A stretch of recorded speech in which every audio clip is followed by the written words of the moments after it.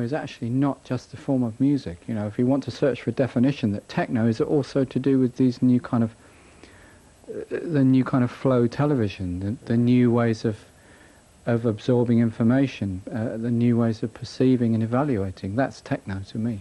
Well, that's the reinforcing culture as well.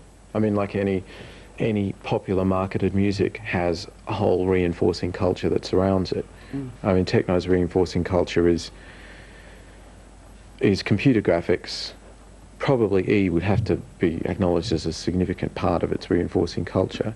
I mean, the point you were making before about, you know, the people who were into psychedelia who were probably also using acid or whatever at the time, how much of it depends on that metabolic interference. You know, we've got several things which, in the experience of a rave, are very particular to that circumstance. The volume, the lighting, and whatever you've taken, plus obviously the physical communion with 1,000 people, all of which are completely different to what you do every other day of the week. So it's actually a compound experience. I mean, in a sense, all those things have to be regarded as part of the genre. And does it work without those things? For me, all this is music, all this techno and dance and ambient and all these topics are not good for music anyway. For me, this is generally music in the first place. And I personally have a strong interest in electronic instruments. When I started to collect records when I was 10, my first records were Emerson, Lake and Palmer, Pink Floyd, Kraftwerk, the first one, and Switched on Bach by Walter Carlos. Now it's Wendy, okay. And so I got addicted to this sound, to this new sound.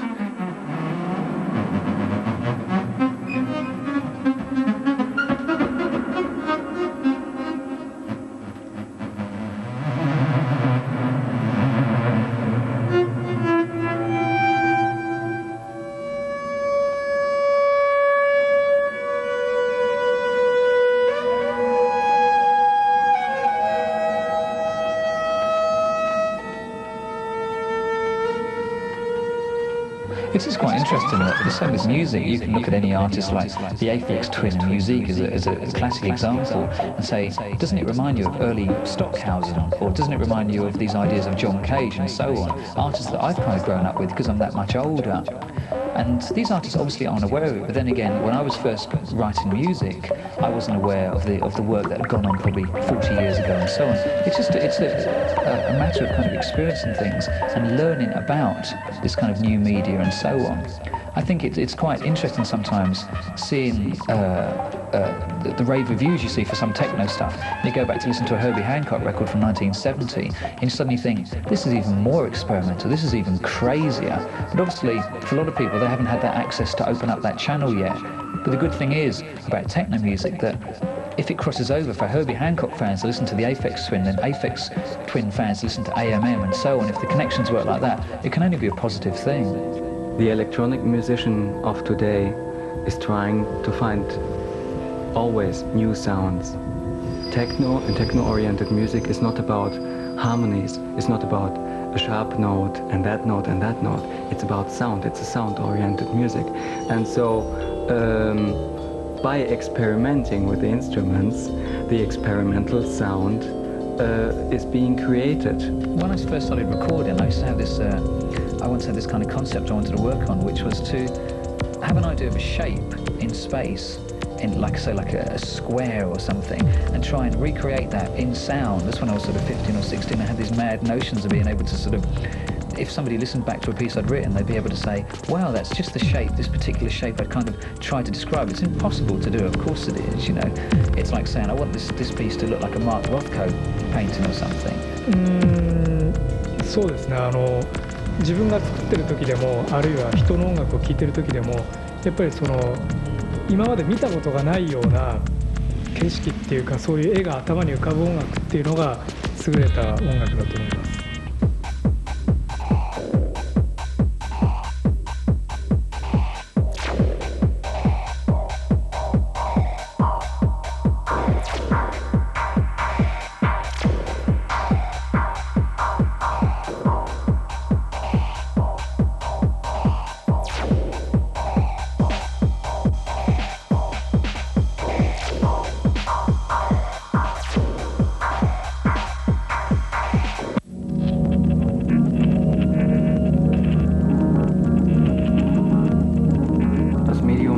CD ist in der Hinsicht eigentlich eher unser Mittel gewesen, von dem Musikbegriff abzulenken. Also eigentlich abzulenken davon, dass es sich überhaupt um eine musikalische Anstrengung handelt, die wir unternommen haben. Es geht mehr darum, diese Interfaces oder diese Prozesse, sogar die Arbeitsumgebung, also das geht runter bis zum digitalen Arbeitsplatz und die Arbeitsplatzergonomie, um die es dann an diesem Arbeitsplatz geht, zu thematisieren und weniger das Medium selbst zum Thema zu machen. Das war eigentlich eher ein Mittel, um die Aufmerksamkeit von Musik mit großem M so wegzulenken und vielmehr die Arbeit am Interface zu thematisieren. Also eigentlich ist unsere Musik, so wie sie aus diesen bereits vollständig musikalisiert vorliegenden Einheiten, diese Loops sind ja vollständig ausformuliert, wenn wir sie finden. Also unsere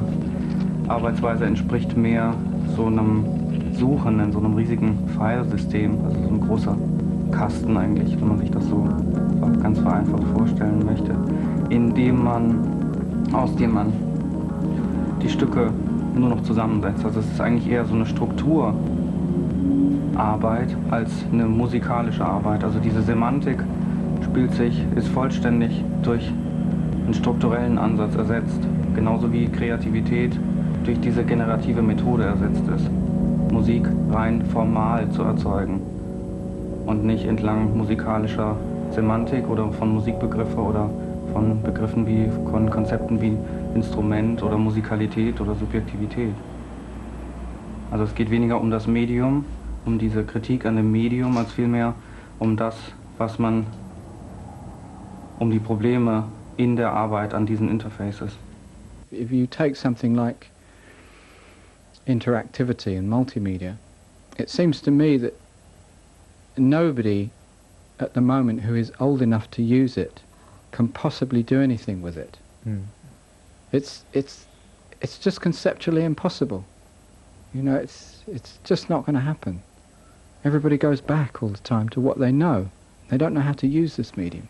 But it's an interface problem as well, which I would suggest is one of the reasons that a lot of techno musics aren't developing and why they're so uniform across the world, and why they probably won't develop, is that the available interfaces are producing a mass common methodology from which very few people choose to deviate.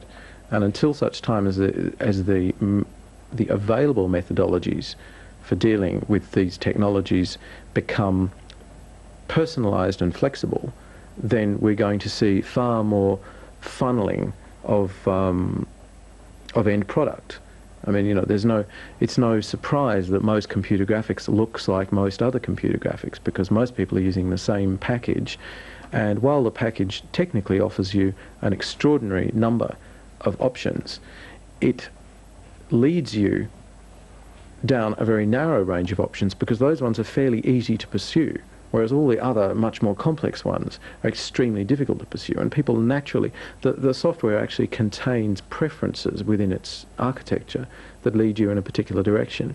And this happens in any use of computers currently. I mean, graphics, CAD/CAM design, music, you know, any application of computers, you could, by a study of you know, a range of products, probably define the nature of the software that everyone was using, because you can see pointers to what its preferences are in all of the work.